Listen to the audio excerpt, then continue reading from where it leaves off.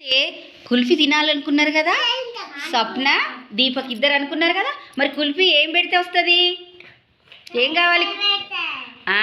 ఏం కావాలి? పైసలు కావాలి. పైసలు ఇస్తేనే కదా కుల్ఫీ ఇస్తాడు, అవునా?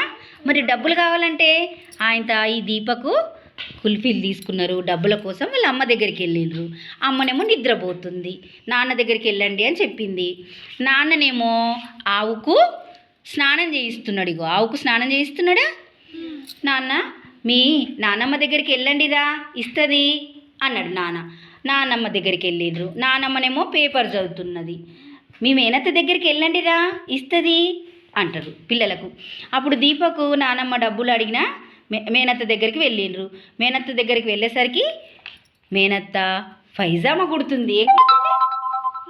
డ్రెస్ కుడుతుంది. మేనత్తను స్వప్న డబ్బులు అడిగింది. అమ్మ దగ్గర నుండి తీసుకోమని మేనత్త చెప్పింది.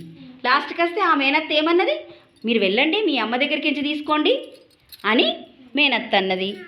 అప్పుడు ఆ మేనత్త అమ్మ దగ్గరికి వెళ్ళిండ్రు. అమ్మ ఇప్పుడు కూడా నిద్రపోతూ ఉంది. స్వప్న అమ్మను నిద్ర లేపలేదు. దీపక్ దృష్టి గల్లపెట్టెపై పడింది.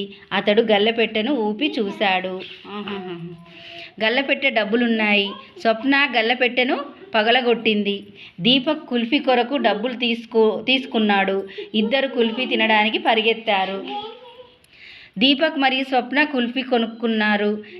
గిన్ని కూడా నాకింది. గిన్నె అంటే పిల్లి. చూసిండ్రా? అమ్మ ఇయ్యలేదు డబ్బులు, నాన్న ఇయ్యలేదు డబ్బులు, ఆ నానమ్మ ఇయ్యలేదు, మేనత్త ఇయ్యలేదు. ఎవరు ఇయ్యకుంటే ఏం చేసిండ్రు?